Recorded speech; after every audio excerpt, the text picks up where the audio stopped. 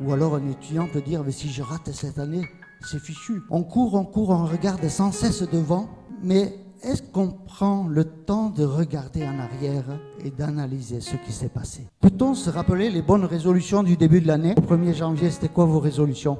Vous en avez fait quoi? Rien? Ça a duré combien de temps? 1 semaine ou 2 semaines? Mais au fait, est-ce que j'avais pris des résolutions devant Dieu? Ou est-ce que c'était seulement pour ma vie? Est-ce que devant Dieu, j'ai pris des résolutions? Pour ma relation avec Dieu? Pour mon temps de lecture, de méditation tous les matins? Pour mon engagement dans l'Église? Pour mon témoignage à l'extérieur? Prendre du temps, lire la Bible, méditer, ne pas rester devant son écran, même s'il est petit, aller à l'église, m'engager dans une activité, vivre ce que je lis, ce que j'écoute, témoigner, être témoin partout où je suis. Est-ce que c'était ça vos résolutions?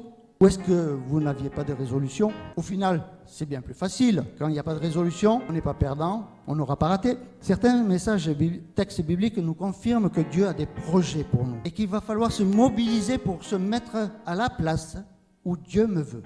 Donc, chers frères et sœurs, si vous êtes là ce matin, c'est parce que Dieu vous a choisi. Et il vous a choisi pourquoi? Mais moi, je vous ai choisi et je vous ai établi afin que vous alliez et que vous portiez du fruit. Vous le saviez? Même si vous êtes incapable, Dieu compte sur vous pour porter du fruit. Et que votre fruit demeure. Et pas juste là comme ça. Non, il faut que ça demeure, il faut que ça porte du fruit, il faut que ça enrichisse, il faut que ça reste et que ça produise encore.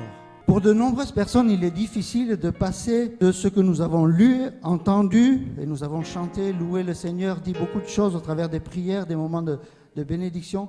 Mais est-ce que nous le vivons? Est-ce que nous l'extériorisons? Est-ce que nous le mettons en pratique dans notre vie de chaque jour? Et c'est un défi pour chacun de nous.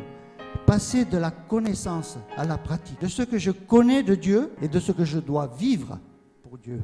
Nous ne pouvons pas rester sans progresser. Porter du fruit, cela fait partie de notre vie chrétienne, de notre cheminement avec Dieu. On ne peut pas rester là où on est, où on recule, où on avance. Mais il est difficile de progresser si on ne sait pas où on va, ni vers où on va. Et les bonnes résolutions nous donnent certaines directions. Alors progresser, certains me diront, c'est dangereux. Il vaut mieux rester là où, dans ce que l'on maîtrise. Une réponse tout à fait humaine. Mais ça ne colle pas avec un cheminement par la foi. Nous sommes appelés à une progression constante. Porter du fruit, ce n'est pas une option, ce n'est pas une fois et on s'arrête. C'est un cycle perpétuel. La théorie ne va pas faire de moi un grand cycliste, un grand cuisinier ou un bon informaticien. Chez nous, un vieil adage dit « c'est en forgeant que l'on devient forgeron ». Pour perfectionner et mettre en pratique ce que vous avez reçu avec l'aide du Saint-Esprit, je suis bien conscient du défi et je suis dans le même bateau que vous. Vous êtes rendu compte que de passer de la théorie à la pratique, c'est pas si facile. Mais il y a l'apprentissage. Et on voit que les disciples ont suivi un apprentissage. Ils sont partis de rien, ils étaient des pêcheurs. Et dans l'apprentissage, nous sommes bien conscients qu'il faut s'exercer. Il y a des moments où on va rater, il y a des moments où on va recommencer, mais qu'il faut continuer sans abandonner, sinon on n'arrivera pas au bout. Il va falloir passer du temps à s'exercer. Et dans la vie spirituelle, c'est pareil. On commence à zéro. Et on est tous partis de zéro. Mais c'est parce qu'on s'est engagé que Dieu nous a donné la force d'avancer. Commençons dans les petites choses.